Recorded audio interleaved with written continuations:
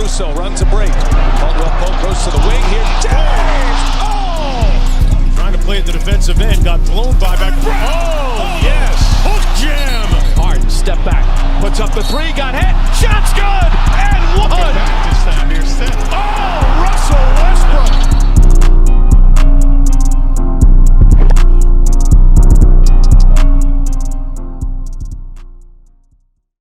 What's up, everybody? It's your boy, Kendall K. Howard, and... Lucky boy. What's up, everybody? It's George. And welcome to another episode of Trade Ball. Why the long pause? Would you expect me to say something after I say and? I mean, usually you keep talking. You know, you like to hear yourself talk, so you don't introduce me off the jump. But you the co-host on the show now, so this is Right. us now. Okay, it's a new cadence. I'm with you now. So you with me now? All right. Calibrated. Let's go. Welcome to another episode of Trade Ball. I know we didn't come to you all last week, but we are back this week with some topics we're gonna dive into. Bucky boy, are you ready? I was born ready. Come on, let's get to it. All right, let's talk about your favorite team. I ain't talking about the Lakers. Let's talk about the Nets. I know to hate. Your favorite team to hate. Because, man, so for the audience now, since this trade has taken place, George has been on my ass. Because I ain't gonna say I'm a fan of the Nets, but I'm a pure basketball fan. I honestly don't have a problem with this trade that's taking place. Except for the Lakers, though. You don't like good basketball. I have no problem with the Lakers. Don't watch y'all play, and I have no problem with y'all. It's just you. It's always just you. It's just you and the way you just talk highly of them, even when they doing stupid shit. I talk highly about the champions. It's all right. Go ahead. Y'all just now champions. But anyways, so George has been on my ass and just talking about the Nets and looking for any and every way to talk bad about them, even making up losses when they win. So I got pump fake by Twitter. You got pump fake by your own hate. The Nets are 3-2 since the James Harden trade. You know. With an overall 10-8 record, finishing fifth in the East so far. They only played 2 games, all 3 together. We know that first game against Cleveland where Colin Sexton went off for 40 points in a double overtime win against the Nets. The other game, the game after that, KD didn't play, but they all played again this past Sunday, yesterday, as we recording this on Monday. And they all won against the Miami Heat. But Bam Adebayo put up 40 points against KD on that game. What have we seen so far from the team? The apparent and most glaring flaw of this team, as everybody knows, is defense. Not a lick. Not a lick. You know, we had the Cavs, who is one of the worst, ranked second worst, actually. They were worse when they played them. They played so good, they moved up a spot. They did. They scored 140 points on them. And for a team like this, who many are picking to be in the championship, as great as they look offensively, defensively, terrible. George, what can they do to alleviate this? How are they going to get better at this? I mean, what can they do? At the end of the day, they can have a better scheme, but you got James Harden, don't play. I won't say no defense. He plays some defense, but he's not going to be first team, second team, all defense anytime soon. Kyrie, the same. KD's a good defender. He gets hyped up a little bit too much as a great defender, but at the end of the day, y'all don't have the pieces, and y'all not going to have the pieces unless you trade one of your guys. Will you do it? You won't trade Kyrie. You just got James. Obviously, KD's not going anywhere. DeAndre Jordan is a shell of himself. He left his better days in L.A. That man's nowhere to be found. Joe Harris, who's he? Come on now. Who's Joe Harris going to guard? Come on now. So y'all don't have the pieces. You don't have the goons. You don't have the guys. I don't know what Steve Nash's defensive scheme is, but it ain't working. And Lakers in 5.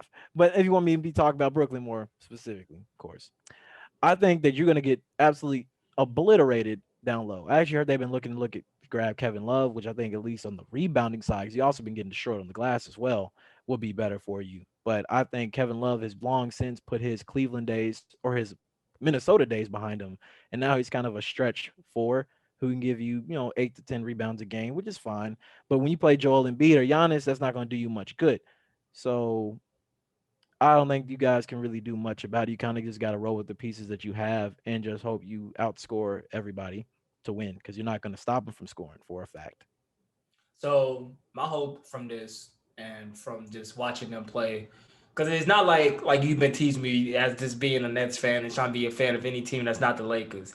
I'm just a basketball purist. I just love the game. So I'm always gonna root for a team to be good, regardless. It may not seem like it for you, the Lakers, but I just want to see a team be good. And what I think for this team, I think the best option for them is to try to find a guy in the free agency market once that opens up for.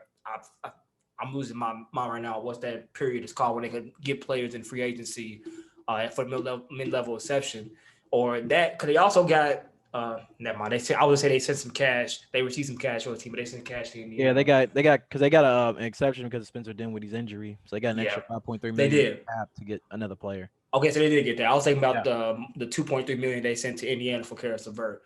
So my hope is that with this money that they have, that they find some guy in free agency, and like you said, trade for a guy. I posted on Twitter. I said Andre Drummond. Now I think that'd be good. They got like 5 centers, so I mean they don't need all of them. They could give up one.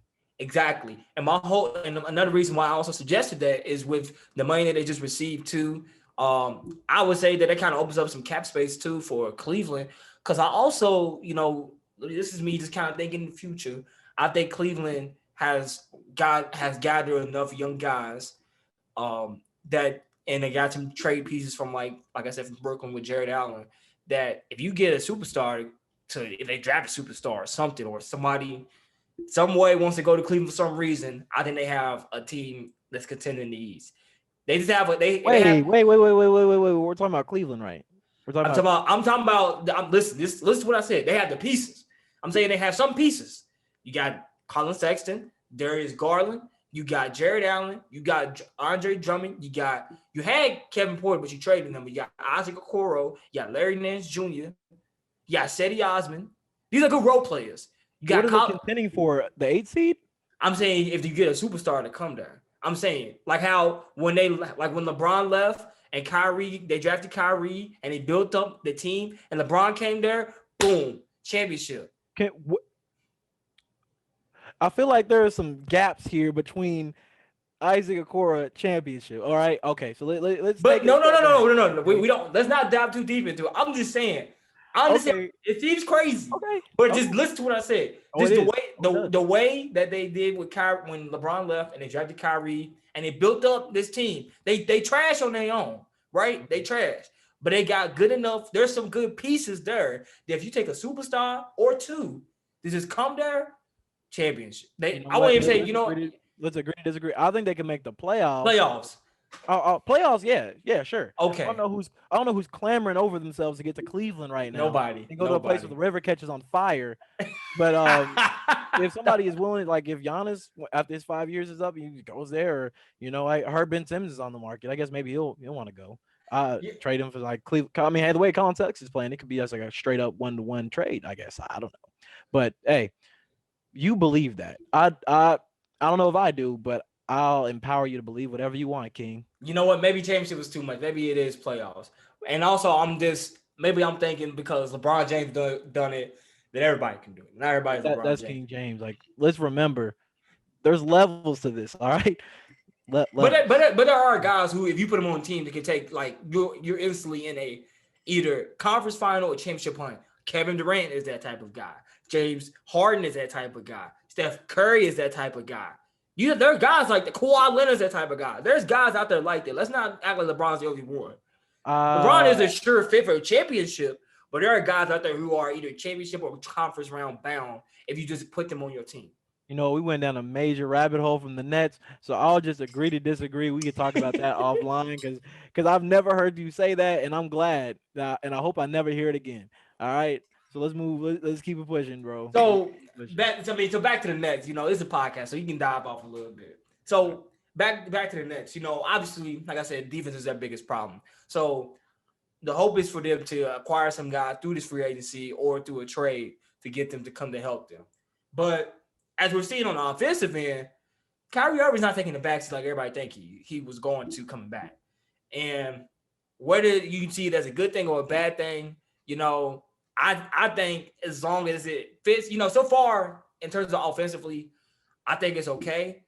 But I would like to see James Harden take some more shots. Because what we're seeing right now, we're seeing Kyrie and, the Cleveland games they played.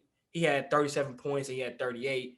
and both of them taking 28 and 24 shots in both respective games. And he also had 28 in the win against Miami, going 10 for 17. Where James Harden, on the other hand, he went 6-14 with 21 points, 10 rebounds, 12 assists in that first game when Kyrie returned, going 6-14 with 19 points, 5 rebounds, 11 assists in the loss with the Cavs. That was when Kevin Durant didn't play that game. But in the win against Miami on Sunday, he went 2 for 8 with 12 points, 7 rebounds, and 11 assists. Now, while he's getting these triple doubles, which I think fits his role better because he's able to distribute the ball better than Kyrie. I would like to see him take and make more shots. We know James Harden to be as at volume scorer. Like, he may have a couple games where his percentage looks down, but he's one of those guys that the more shots he takes, the better his scoring becomes. So you will hope that he will at least give him 5 more shots. I think that kind of helps him. He's already taking, we see him right now with 14 and 8. Give him about 5 more shots, make him shoot at least around 20 shots a game. That's enough. I honestly don't have a problem with James Harden only shooting that much because he's a volume scorer. And I think you already have 3 volume scores. I guess you wouldn't really call KD a volume scorer because he's efficient. But very efficient. Yeah, exactly. We'll get to him next. Yeah, but to me, if you look at it, if you just think about it in terms of like true shooting percentage and efficiency percentages, that James Harden is the least efficient of the 3. So and he's also the best facilitator of the 3. So for me, him stepping into this point guard-esque role like he's doing right now, where he's averaging maybe 20 to 20, because somebody on this team had to drop down to 20 points. That's just how it had to be. You can't have 3 guys averaging 25 plus. I mean, if you could, it's unheard of. But I think he's better suited in like the 20 point, 22 point, 9 to 11 assist range. And then my only problem is KD should not be taking less shots than Kyrie. That's my only issue. But here's the thing, though. It's not like KD's taking these less shots at the sacrifice of his points. Because while we're saying these numbers about these two, Kevin Durant is still balling.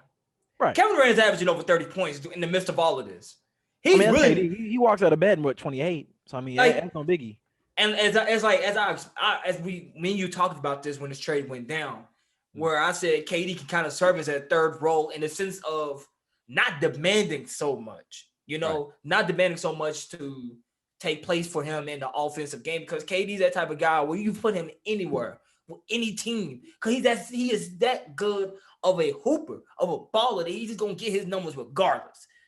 And we've seen him when he done it with the greatest offensive team in Golden State, and we've seen when he's doing it now with 2 of ball-dominant guys of Kyrie and James Harden. He's still getting his way no matter what.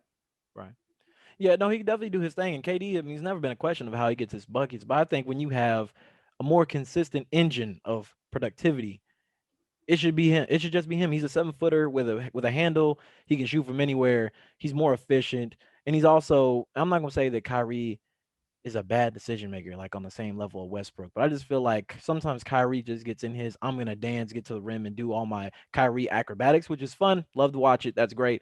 But if we're just talking about efficiency and effectiveness, KD is the guy who should be shooting the most shots on a team. That's just how it should be. So let me ask you this. Even like I said, even though he's not taking as many shots, the man had 38 in his first game when Kyrie came back. And then he had 31 against Miami. Granted, Adebayo had 40 points against him on defense, but this man had 31. So if you ask him to take more shots, what are you going to have to average now? You want to average 40? It's not about the averages. It's just about who's most efficient. Look at all the games. They have not blown out anybody. They barely beat Miami. They barely beat Orlando, the game that Kyrie didn't play. And then what was the third one? What was the third? They played the Bucks. And then they played the Bucks. They beat the Bucks. And they beat the Bucks. That was a good win. So how much did they beat the Bucks by? They beat the Bucks by like 1-2 points. I think about 3 points. I think it was 114, 117 that game. Yeah, so it was like a 2-3 point game. Then they got blown out by the Cavs twice. So my thing is they're good. And first game was not blowout. Let's not hesitate now. It was 2 overtime. Yeah, it's true. It was a 2 overtime. They got blown out by the Cavs game 2. And then they were getting blown out by the Cavs the entire game. And then they made a late game push. And then they lost. Let's be real about it. That game was. They made a late game push to beat Miami last night. They did. So that's my point. Then. That's my point. Then they haven't had a dominating. They have not had a dominating victory yet. Not one. They've had 2 come behind wins, a close game with Milwaukee, and they've had 2 losses. So to me, that means that there's room for improvement. To me, Defense. but I mean, at the end of the day, to me, defense is one of those areas where you kind of got what you got. And obviously, you can have better sets. But Steve Nash, he's not known for his defense. He's not known for being in systems with great defense. I don't know if that's coming from him anytime soon. What you can do is have a more efficient offense. Because if you look at it, their offense, I mean, when you got those 3 guys, obviously you can't have a bad offense. But it hasn't been otherworldly. It really hasn't been. Like, You sure? it hasn't been That otherworldly. that first game against Cleveland, they hit all They their had first 10 they had shots. 46 points at half. But I'm just talking about you talking about just the offensive game not being as impressive. That very first game, they I'm not hit saying it's bad. they hit all their first 10 shots. That's a good And run. they finished the half down double digits with 46 points, I believe. So I But mean, that's why I said their defense needs to get better. but what does their defense have to do with the fact they only scored 46 points though? Because you can only outscore that many people. Like, But 46 points at a half is less than average though. That's not like a high scoring. Like I didn't say they had 70 and the other team had 80. At that point, oh, you did what you had to do. You had 46 points. okay. Some teams have a quarter with that many points. So I'm saying like the offense could be better, and your defense can't really get much better because you don't have any trade pieces to get better defenders unless you trade Kyrie, which if it were me, I mean I would consider it. That's all I'm saying. But they probably won't. So then it really just comes down to having a more efficient and effective offense. And I think that comes with KD taking the most shots. Because as great as Kyrie is, he's not Kevin Durant. That's it. That's all I'm saying. I'm not saying anything mean. Kyrie's great. But let's just be real. Call a spade a spade. Call a bucket a bucket. That man KD, it's a motherfucking bucket. Is he not? Is he? Is he? He is a bucket. All three of them are buckets. All three were buckets. Well, he's a capital, but he's a capital BUCKET. And Kyrie's like, capital B, you know, Comic Sans, whatever. Compared to Kevin. Compared to Kevin. That's what I'm saying. That's what I'm saying. All right, compared to Kevin Durant. Okay, I'll take it. Now, staying with the Nets, so in that game against Miami, like I said, Bam Adebayo had 40 points that game. As you know, it's a tradition that many players do in all sports, mainly in basketball, is what we see a lot of it done, is swap jerseys. Mhm. So after the game, we saw Kyrie Irving and Bam Adebayo wanting to hug and try to swap jerseys. Security stopped them from doing such a thing. Now, I've seen people, talk about this, obviously in the midst of this pandemic and with the protocols that the league has in place, because I was talking about this with somebody yesterday about this. Like, does this make sense, really, when you look at it? Because these guys, they just got done playing a game against each other. Contact is made in a game. This basketball is a very contact sport. These guys get tested every day. They follow the protocols in and out throughout the day. Does it make sense, when you look at it? Because I understand what it can look like and what it can be interpreted as through the media and the way it looks in the midst of this pandemic. I understand how it looks. But really, does it make any sense for the league to do something like this or to stop this from happening even after a game they just played against each other where they already been touching, up on each other the entire time? If you want me to really talk about it on a technical level as a pseudo armchair virologist, not particularly, because they already have literally bumped against each other, exchanging bodily fluids with sweat all over the place. They've definitely made contact throughout the game, and then he made contact with players that they will continue to make contact with. So if we're looking at it that way, nah, not really. If we're looking at it just in terms of the optics of it, I think that you need to limit the contact that you have with other people to what is necessary. It is necessary in a contact sport to make contact. It is not necessary to exchange jerseys. So while I think on a practical level, if Bam had something, you already got in the second quarter on a finger roll when you bumped him and one finished, or when KD was posting him up and vice versa, and you then dap KD up in the huddle or whatever. But on an optics level, okay, you didn't need to do that, and you let him do it either, regardless. And obviously that goes back to like Rudy Gobert. He got it from just touching mics. At least that's how it's assumed he got it anyway, from touching those microphones at the press conference way back when, like this time last year. Right. So that's like incidental contact. It doesn't have to happen. I guess it does. It doesn't hurt to stop it, break it up. I don't think anybody's gonna lose any sleep about not being able to swap jerseys, especially with players that aren't retiring. Like Bam's not going anywhere. Right. He's gonna be around. He'll be around next year, hopefully, when this is over, and you can get a jersey then. But I mean, I get why the NBA did it though. It makes sense. Yeah. Yeah, like I said, I understand it from like just like you said from the optics perspective and how it looks like upon the media, and that's a good point you brought up about Rudy Gobert and how he looked because he was the very first player that tested positive for the COVID, and we remember seeing him joking about it and touching on the microphones with his long ass arms and hands before he left the room. So we know what the optics looks on that. Another point I want to add to this, 23 out of 30 teams in the league has had at least one game postponed. The Wizards and the Grizzlies lead the league in most game postponed with 6, and the Celtics and Suns follow that with 3. So I can see, like you said, from an NBA perspective, why they even administer this and why this would happen. And like you said, it's not that big of a deal. Nobody's gonna lose sleep over it.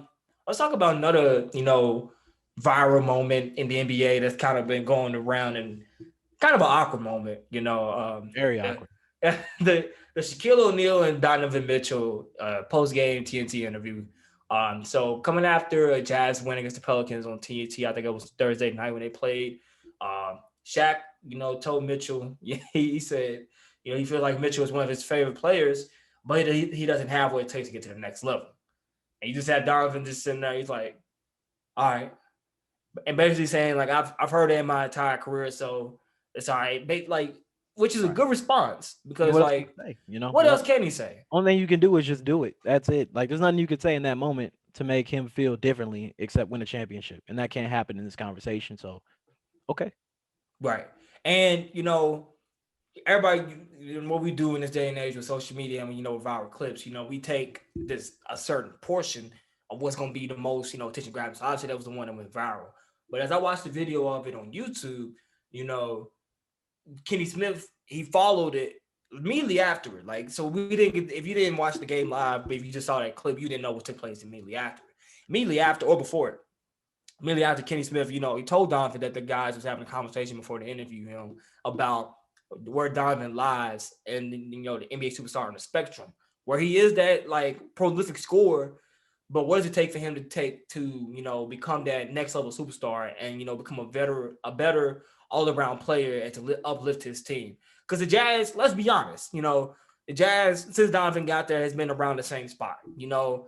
When he first got there, they was like what the 6th seed. Yeah, like 4 or 5. 4 or 5, and right now they're sitting number 3 seed in the West. So you would think the next hump, and he's got been in the league for about 4 years. You would think the next hump will be him, taking them to be the first or second. Now, granted, you have the Lakers and Clippers right there, but in terms of him and just the overall success of that team, what is it going to take for Donovan Mitchell to be that overall superstar?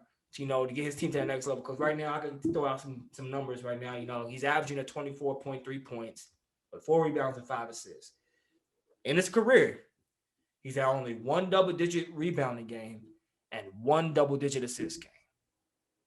Well, it's not really his game. I think that, the triple double digits in every category culture has made it feel like, oh, if you only score, then you're not that great. But I don't think that's true. I mean, nobody's judging Stephen Curry by how many rebounds and how many assists he has. But we would make the argument he's better than a Ben Simmons or Draymond or Russell Westbrook, even though they average bigger numbers in the other categories. To me, it just effectiveness is leveled out by effectiveness. That's the only thing that matters. How effective are you at what you're supposed to do? Kobe, I don't know how many triple doubles he had, but he didn't have nearly as many as a lot of guys in the league now. But nobody would ever make that argument that they're better. So I mean, he's not supposed to do that. I don't think that's his role. He is pretty much our generation and not the same level of talent, but in terms of play style, I feel like he's our generation's Dwayne Wade. And with that in mind, he just needs some more guys. Like if you really look at it, if you really go down the history of the NBA and the timeline of people who have been able to bring a team as the best player to a championship, there's really only been 2 guards below 6'3" that have done that. And that is Isaiah Thomas and Stephen Curry. You can't really find anybody else who was the best player on their team on a championship team that did that and actually won. And I think it's just really hard to impose yourself as a 6'3" player. Like when you're a guy like LeBron or with KD or Shaq, you're big. You can dominate so much of the game. You can switch out on people. You can change the game on both ends. It's hard to do that at 6'3", and you have to be a otherworldly talent to do that.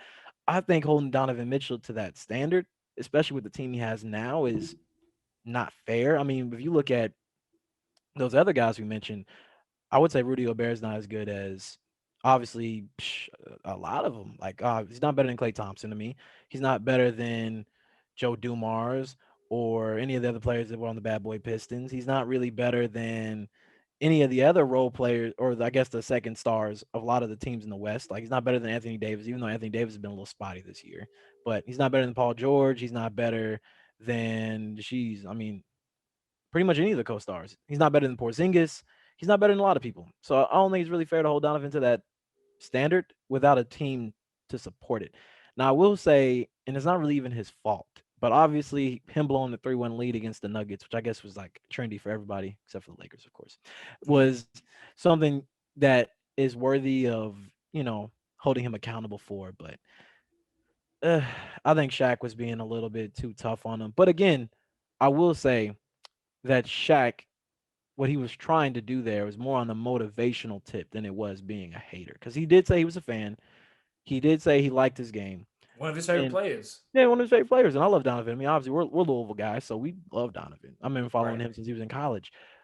But Shaq technically is right. And Shaq usually only invests in saying these things with people he believes could do something with that information. Like he did the same thing with Dwight back in the day.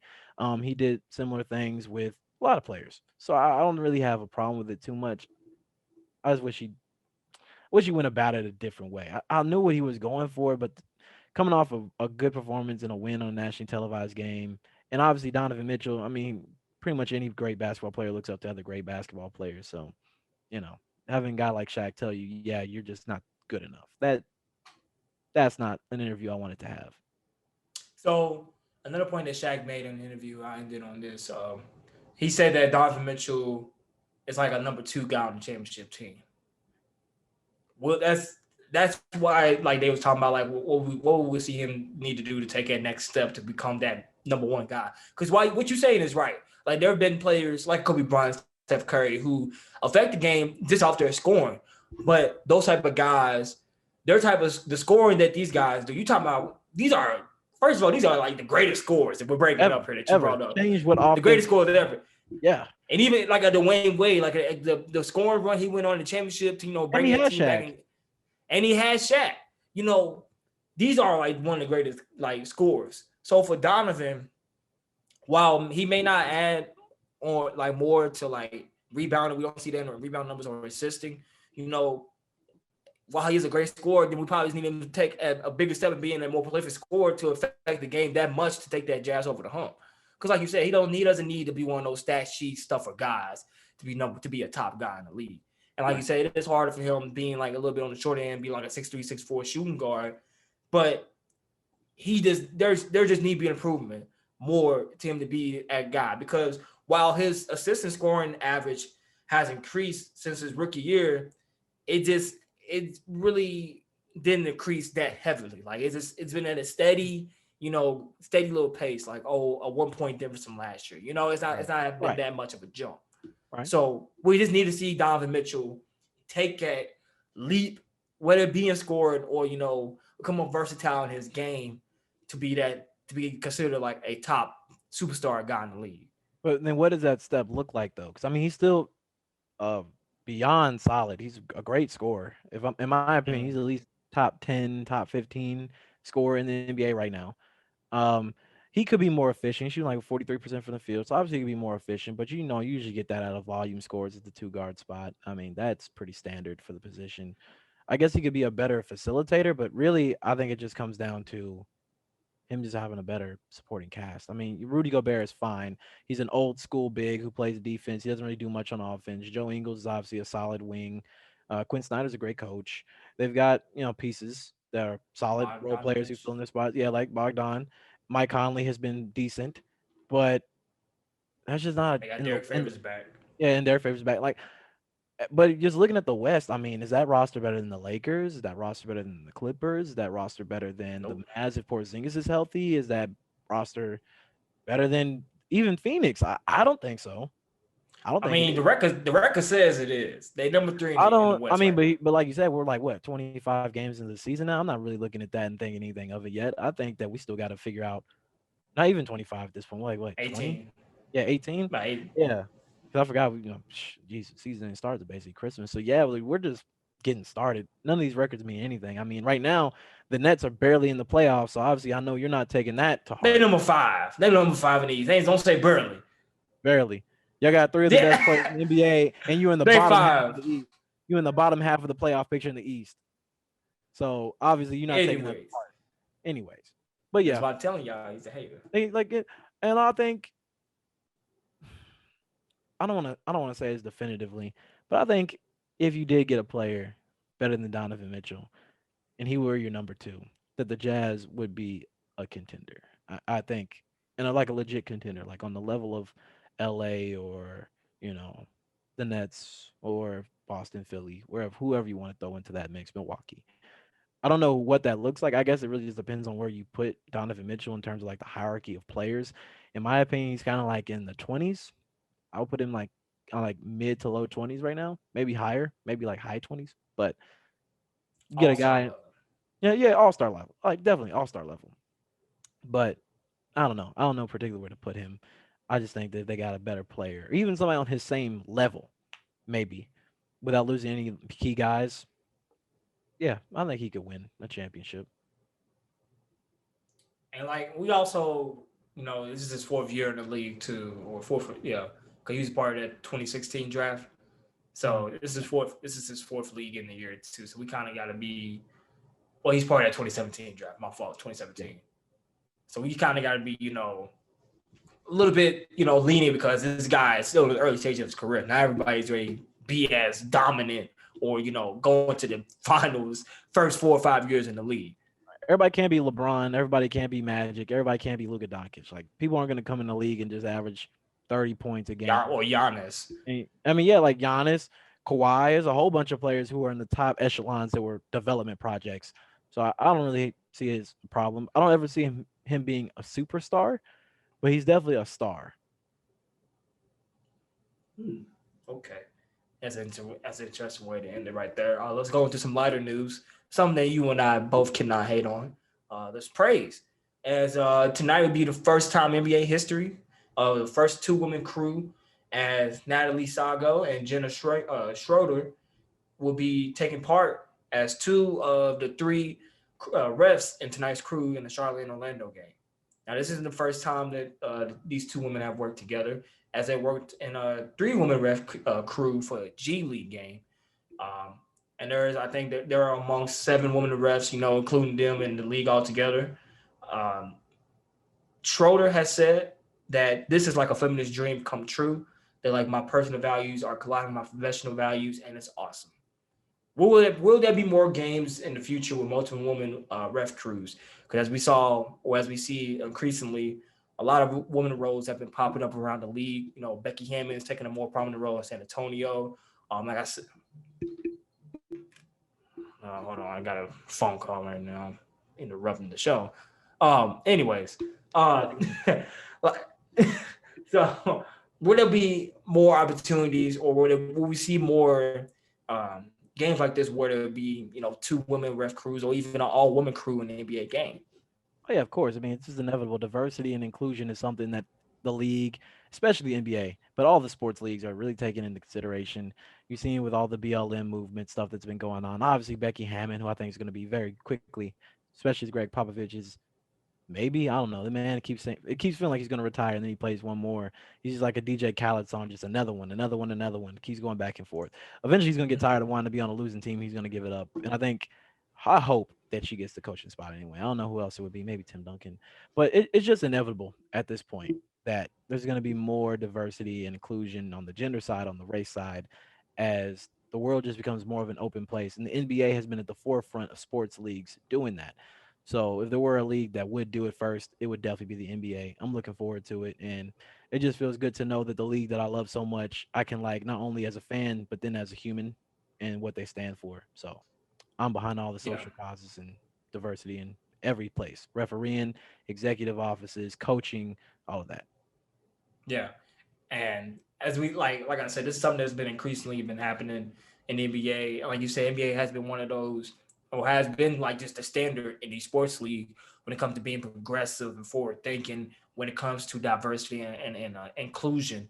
So to have them to have this as monumental night for the women I think it's very, very cool. And it happened in the midst of what's going on around the world right now with a lot of women. We've seen Kamala Harris being the first female vice president, along being the first minority vice president, and other things that's going on around the world. I think it's pretty cool to go on top of that. So shout out to them. Now, let's go ahead and talk about another team that that is winning, that is dominating, and is actually the third best team in the league. Philadelphia 76ers. Not expecting to hear that. They are number one team in the East with the record sitting at 12-5. The last couple games, they played against – I saw them when they played against the Celtics both games, and they beat them both times without Jason Tatum, of course. But overall this season, Joel Embiid has been dominating. Very talked about a lot in terms of this MVP race. Up there, with LeBron James, who many have as is the surefire MVP this year, and Paul George is having not 50-40-90 year, but a 50-50-90 year, with tied for the best record in the West with the Lakers as well. So Joel Embiid in the 76ers, let's go through his numbers. Career high in points with 27.7, 11.5 rebounds, 1.3 steals, which is a career high. Shooting 55% from the field, career high. 41% from three, a career high. He's in better condition. We talked about it for the past couple of years. He had a great year 2 seasons ago where he averaged 27.5 points with 13.6 rebounds. That was a very good year for him. And we talked about that if he's became in better health condition, that it'll take his game to the next level. And that's obviously what he took into consideration this past offseason after being eliminated in the first round in the bubble.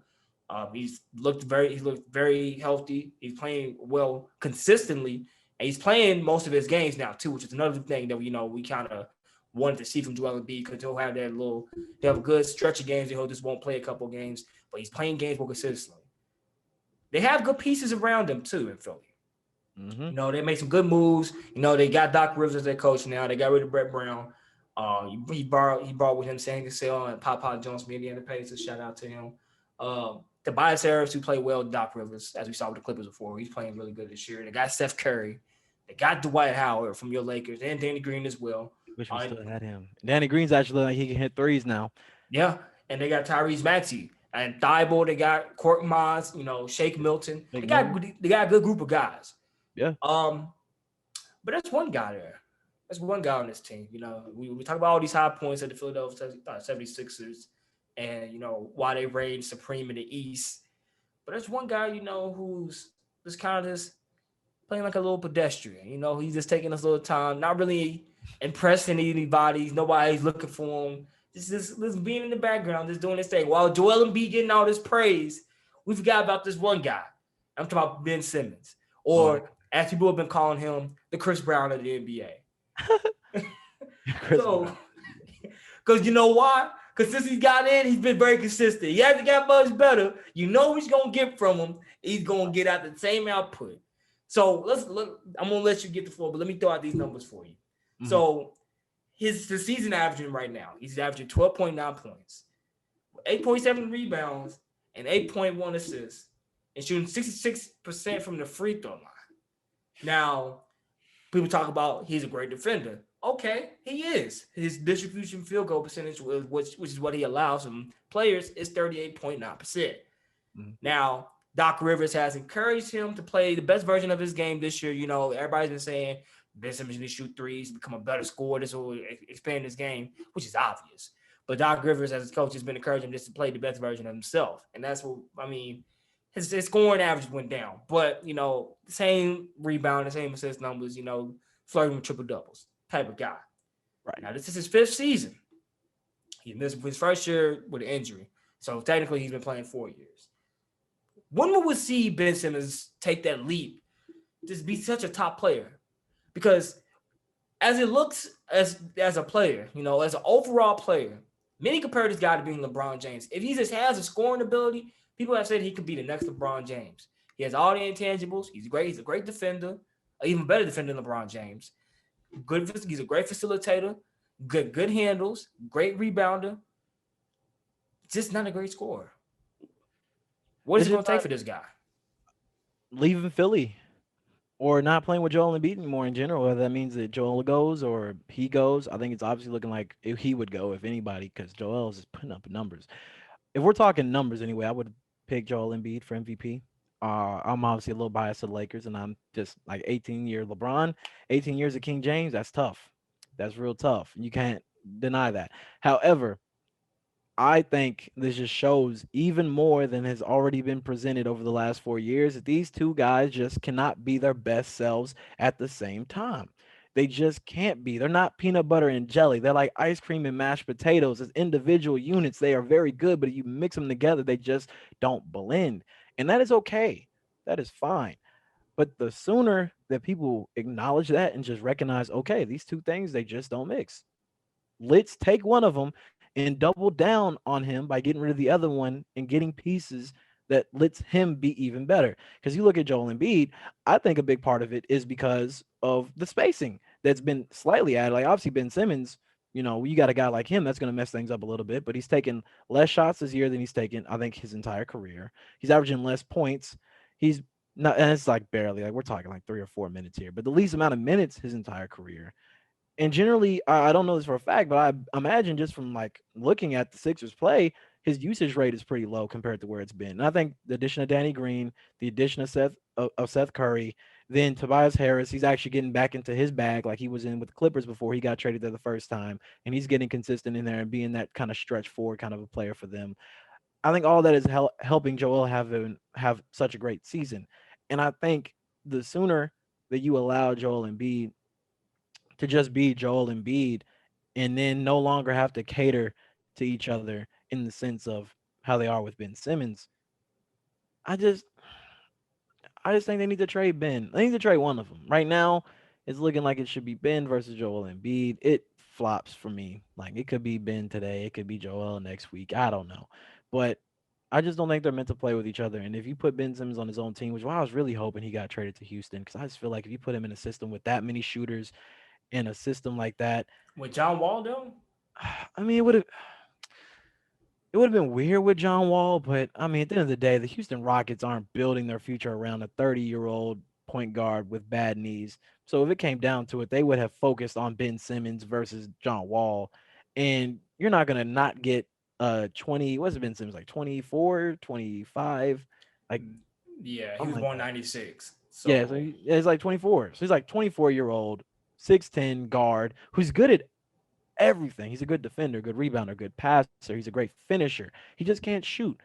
Honestly, give me that guy, 24 years old, put him around a whole bunch of shooters and run the system through him. If you gave him a system similar to what Giannis has, I think he would be phenomenal. So I think you trade him. If you want to see Ben Simmons at his best, get him out of Philly. now here's the thing I will say. While you take and compare him to like a Giannis, and where you say you take Giannis and he has all these guys around him that can shoot, and you see how he's doing and how he's flourishing. He also got as big as Brook Lopez. Now, granted, Brook Lopez can stretch the floor as well, but so can Joel Embiid. Let's not act like Joel Embiid is just this black hole in the paint and like he just can do and stays in the paint the whole time. You would think that with the guys that they added to this team, with the shooters that they had, the spacing that these guys have, and the way they've been playing, you would think that Ben Simmons should be able to thrive in this, right? But I feel like I don't even think you need to trade him. I think if Ben Simmons it would just quit being reluctant and would just start shooting. Because that's the thing with Giannis. Giannis, where we may not trust Giannis' shot, Giannis will shoot. Giannis will at least come down and pull a three in your face. He will try. He will at least he will put it up. He will shoot mid range. We may not trust Johnson for three, but he'll at least shoot mid range. Where Ben Simmons, on the other hand, he's not even putting up no shots. So that's why I say it's not really at fault of Joel Embiid and his success. I feel like it's all on Ben Simmons because you can only go so far. He's going to be who he's going to be. He's been playing for 4 years, really 5, because he wasn't playing, but he was still practicing. He was still working with the NBA players. He was still with trainers. So he's been in the league for 5 years. But he is who he is. Okay, I won't argue that because we've seen multiple players at this point in their career or later change the type of player they have become. That dramatically from not shooting to being a good shooter? Yes, there's big men that done that. Yes, Brook Lopez. He was always a good mid-range shooter. No, I mean, okay, but here's the difference. Okay, mid-range, taking it 5-10 feet out. Okay, Ben Simmons can't Vucevic. shoot. What about Vucevic? Vucevic has become one of those guys who, he's been a good, solid guy down low, but now this guy's, boom, boom, he's pulling for three. This guy, like, it can happen. So that's not like a foreign for a guy, especially he's only, like you say, he's only 24, 25 years old. He's still young. But So see, it's different. It's different from putting them up and then not making them. It's another, especially when you've been playing as a guard your whole life. Like, it's not like these. You're talking about bigs who grew up in an era where bigs didn't shoot, and then having to relearn the skills. Like, if you're talking about a guy who's been working in the industry, some industry for the longest time, and then the tech boom and all these new software systems and all that, and they haven't been exposed to that, and now you're asking them to be a master of Python and R and all these different things. Like, okay, that makes sense. There's a learning curve to that. You have been literally a guard in this, growing up in this era of shooting, and you've made the conscious decision to not want to shoot. That is a mental decision that goes beyond anything that a coach can teach, because that's like the whole argument of you can take a horse to water, but you can't make it drink. But you've been swimming in this, and you're just not gonna open your mouth and take a gulp of none of it. Why it's gotten him so far, and why he has made a conscious decision to take that next step, you're gonna have to shoot. Because let's say he doesn't really get into shooting. How much better can we see Ben Simmons get? Honestly, because that's why you think people are calling him the Chris Brown of the NBA, or just pedestrian numbers, like. Because you can't get any better if you're not shooting. If your game's that pretty, but let's not talk about Chris Brown like he's like, I'm not saying he's bad, but just talking about just in terms of consistency, you know what you're gonna get from this guy. You know what type of music Chris Brown's gonna make you, and you know what you're gonna get from him. Ben Simmons, you know what you're gonna get with this guy. You know you're gonna get 13 points. You're gonna flirt with a triple double. You know that. You're not gonna get any better. You know what I'm saying? Not this Chris Brown like he's weak. But you know what you're going to get with him. You know you're not going to get anything different. But you put Chris Brown on the right production. You put him on the right thing. You let him have a little music video, a little da-da-da. That's a platinum selling record. So don't even, like, Ben Simmons who he is. It gets to the point where you focus so much on what somebody could be that you never adjust to who they actually are. And if you adjust to who they are, and for the 76ers, I just believe it might not be worth it to him, because Joel Embiid might just be a better player if he's healthy. Because I have been saying on record that I would have traded Joel Embiid versus trading Ben Simmons, just because I felt like eventually Ben Simmons, it just felt like eventually, just by osmosis, you're in the league with a whole bunch of shooting guards. You are eventually going to pick it up. Maybe not. Maybe I was wrong. And also Joel Embiid wasn't staying healthy. He's been healthy this year. He's been consistent. I feel like in the NBA as it is constructed now, it'd be weird to win with a traditional big now. Like the last team. But is Joel Embiid a traditional big though?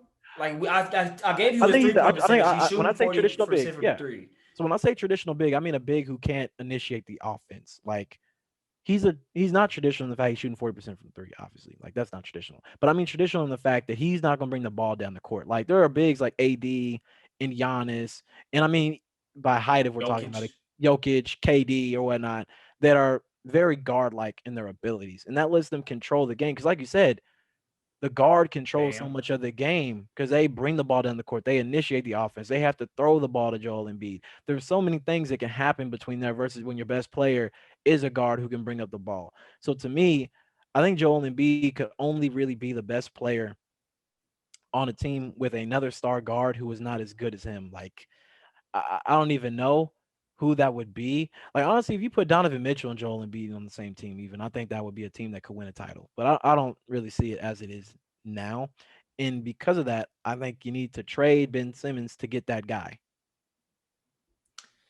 I'm telling you, man, Ben Simmons, like we said, he has all of the great intangibles that we think goes into a great player. Like I said, not saying the legacy wise, but skills wise, very comparable to LeBron James. If he just takes that leap and becomes a better scorer and gets out of that mental lock in his head and starts to shoot the ball, I think that's what it takes for him to be the next level. But let's talk about a guy who has taken that next step offensively.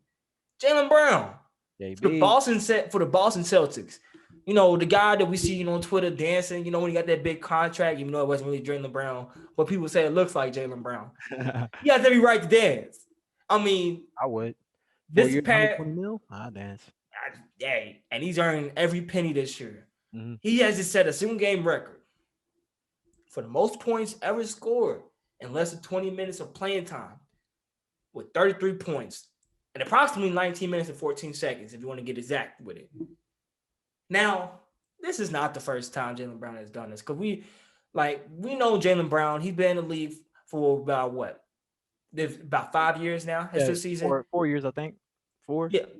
I think he's in the Ben Simmons class. He's in the Ben Simmons class. Okay. He's the year before. He's the year before Tatum. So he's been in the league for about 5 years. So we always know Jaylen Brown's being an athletic, wing defender type guy, score, but not one of those like creating his own shot type of guy, shot creator type of guy. But this year, that's what he's become. That's the next step he's talking about. That's the type of next step that we talk about for some of these guys that we want him to take. He has now scored 30 or more points in a game 5 times this season. We in 18 games. He's only played 15 games too. Yeah. So 5, and he has 2 of his only 40 career point games this year as well. Now, is Jaylen Brown a top player in the East with his recent scoring surge? If we look at his numbers, we're talking about he's averaging career high 27.3 points this year. That's more than Jason Tatum's 26.8, basically 27, around the same thing. 53% from the field and 43% from 3, all career highs. And also, he's at a career high in attempts from the field and threes with 19.7 from the field and 6.2 from the 3, respectfully. Is this guy really a top guy in the East? I think so. When you say top, how many people are top? Like 5, 10, 12? What does that look like? Before I answer this question. Well, so like me, you was talking about before, if we taking the all-star team and just he's a reserve. Yeah. Oh yeah, he'd be a reserve. He wouldn't start. Oh, he wouldn't start. He wouldn't start because you got Kyrie. Now you got James Harden. Then obviously you got KD, Giannis, Joel Embiid. So those are your stars: 2 guards and then 3 forwards. Off the bench, at least as it is right now, I guess Jaylen Brown would be in there. Then you also got to think Bradley Beal. I get Westbrook gets in there too. Mostly on name. Trae Young's gonna be in there as well. Jason Tatum. Jason Tatum. He's missed so many games though. I guess you put him in there. Bam Adebayo's got to be in there too. Of course. Sabonis got to be in there. Brogdon. He's having a really good year. Okay. Oh, I'm gonna ask you this: is Julius Randle an All-Star this year? Looking at the forwards, because you got to think Julius Randle's his lines right now. He's averaging 23, 11, and 6. And the Knicks are 500 right now, I think. Yeah, they are in the playoffs. Yeah, so I mean, is he an All-Star this year? I think so. He's the main guy of that team. Those are better numbers than Sabonis. He's the main guy of that team. I would say he is. So he's an All-Star. How many people was that? Was that 10? What am I forgetting? I'm always forgetting people. But regardless, he's in there. He's in there. I think he's in there. He's All-Star, definitely. So okay, now you made a point about how Jason Tatum has been out. He's been out the last 5 games. He returns tonight because he's been tested positive for COVID. He returns tonight as they play against the Bulls. Now, one could say that he's going on the scoring burst because Jason Tatum's been out, but he's been doing this even with Jason Tatum being there from the jump since the season started. Oh yeah. Now, like I said, keep in mind, we're only 18 games into the season at most.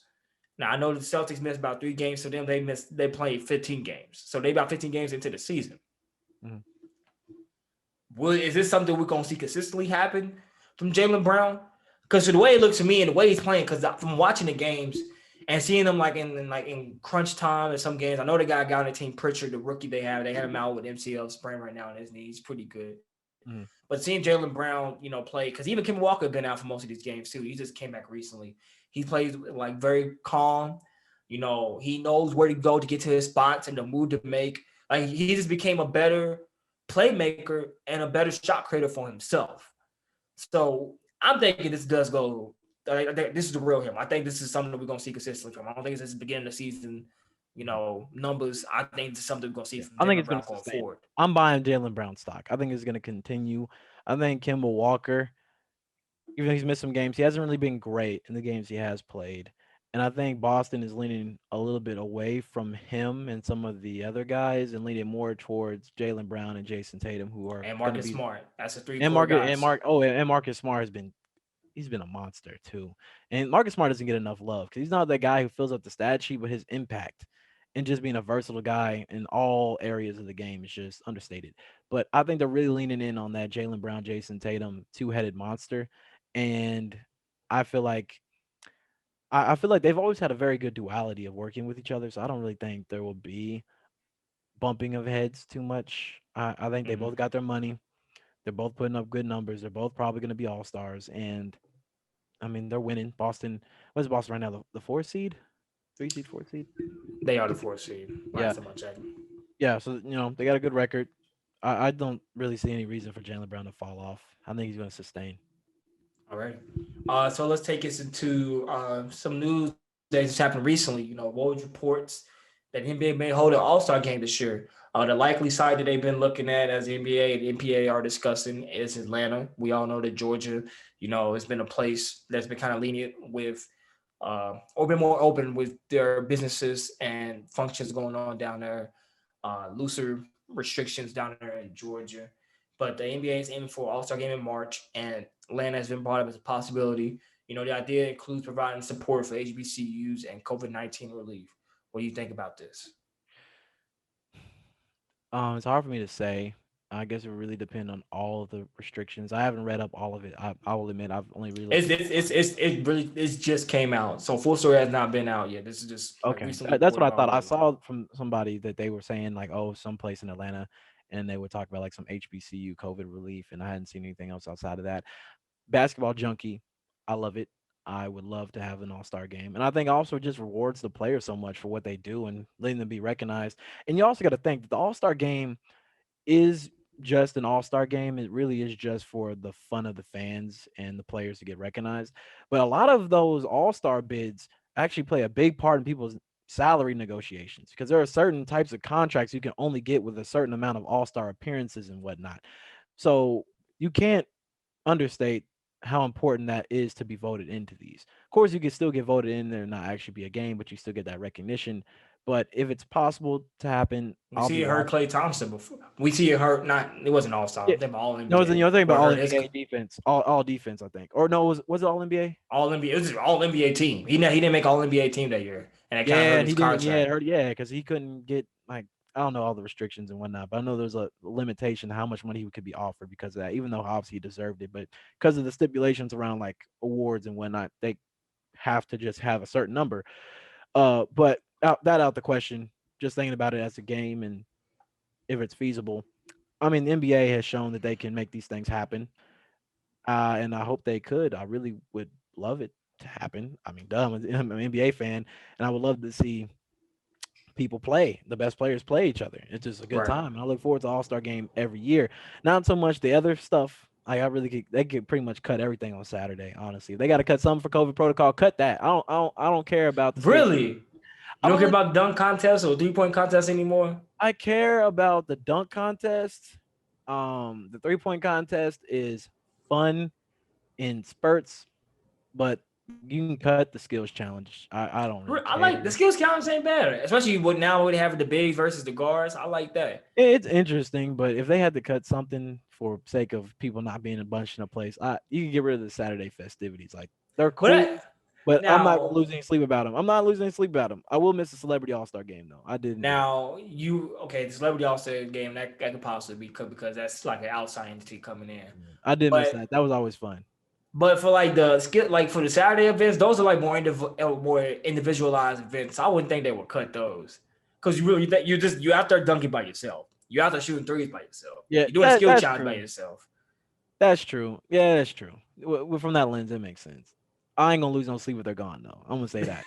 I don't like. I know there's not one to one, But if there was some reason like, oh, we got to cut one of these All-Star Day activities got to go, Saturday can buy. Like really, to me, you could just have the Rising Star or whatever they call it, Team World versus Team USA. It's not Rising Star anymore. But Yeah. you can have that, and you can have the All-Star game and everything else. I ain't gonna lose too much sleep except for the celebrity game, 'cause that game is funny. I would love that. I would love for that to still Wow. happen. Wow. He wants to get rid of the historic Saturday day. Wow. I mean, I don't want to get rid of it, but if something had to go for it to happen, I would not lose. You're not losing any sleep or cutting any ties to them, as you're saying. Yeah, I'm not gonna go to sleep crying or hurt. I'll just go to sleep and think, oh, All-Star games tomorrow. Yay. Well, um, coming up, coming up tomorrow, will be the 1 year anniversary of your favorite player and many people play favorite player of all time, Kobe Bryant. His death, his untimely death took place last year.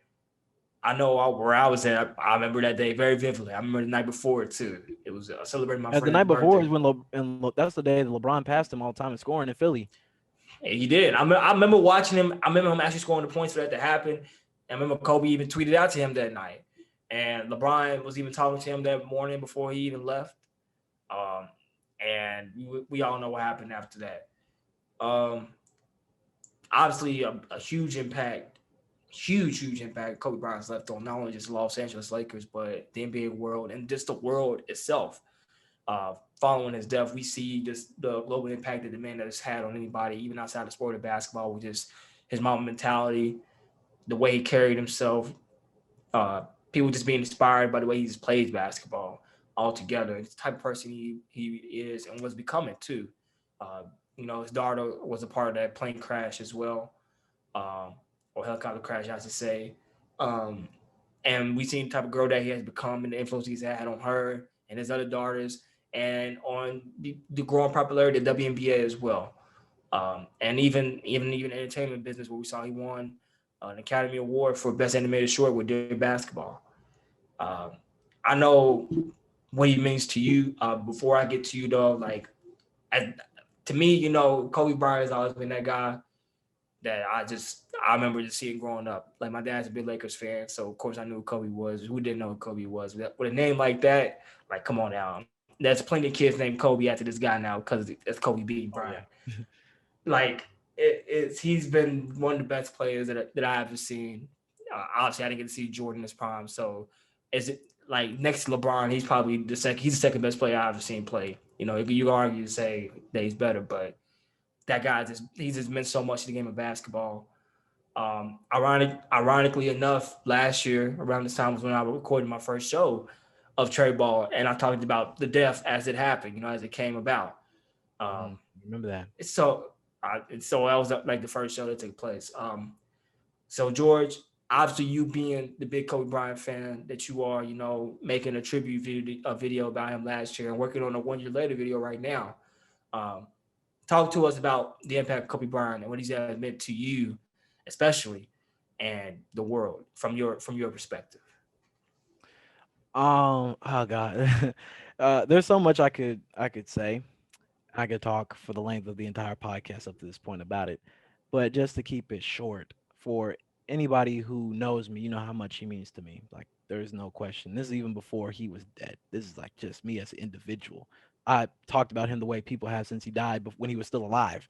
So I mean, he means a lot to me. For people who don't know me, the person that I am in terms of working hard, chasing new opportunities, and never giving up, and just choosing to believe in myself no matter what, all that came from Kobe. And obviously, there are people in my life who have helped me. Like Kendall has been somebody who has helped push me through difficult times, and my mom and other family and friends. But I don't think I would be the human being that I am today in any shape or form without Kobe. Like it just meant so much to me. And not as like an NBA player. Like I'm 5'8" with a 25-inch vertical. That never was gonna happen.